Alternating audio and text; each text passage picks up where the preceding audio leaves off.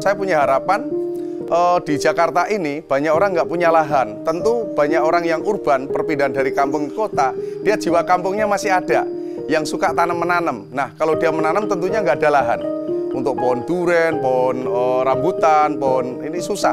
Tetapi dengan menanam anggur, ya, dengan cukup di pot, di depan rumah, di pagar rumah, di samping rumah, di atas rumah, di atas genteng pun itu bisa.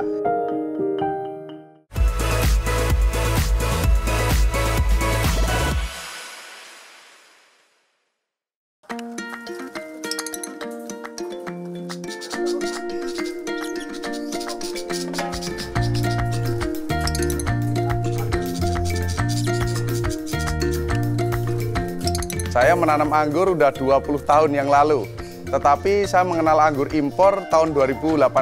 Dari perjalanan waktu, saya punya pandangan kalau di Indonesia sangat strategis untuk ditanemin anggur.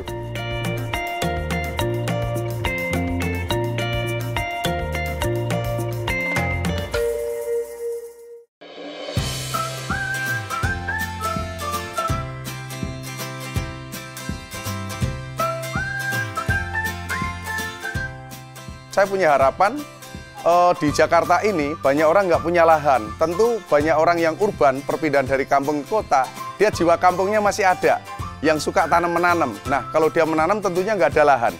Untuk pohon duren, pohon rambutan, pohon ini susah. Tetapi dengan menanam anggur, ya, dengan cukup di pot, di depan rumah, di pagar rumah, di samping rumah, di atas rumah, di atas genteng pun itu bisa. Kalau saya dulu awalnya nonton TV, ya, nonton TVRI, saya ngeliat Mas Rio di Jogja, Bantul Jogja, terus saya ke sana. Saya belajar sama beliaunya. Saya mengalami kegagalan karena saya orangnya egois. Waktu itu saya tidak mendengarkan dari kata orang lain. Jadi keyakinan pribadi yang berlebihan menyebabkan kegagalan.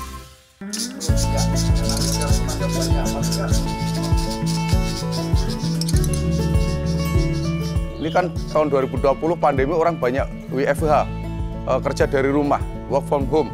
Nah, dengan banyak dia nganggur, otomatis dia akan beralih ingin mencari kesibukan. Keluar nggak bisa, mereka akhirnya tanam-menanam. Nah, yang awet dan bisa dinikmati hasilnya, anggur salah satunya. Saya membangun banyak kelompok tani.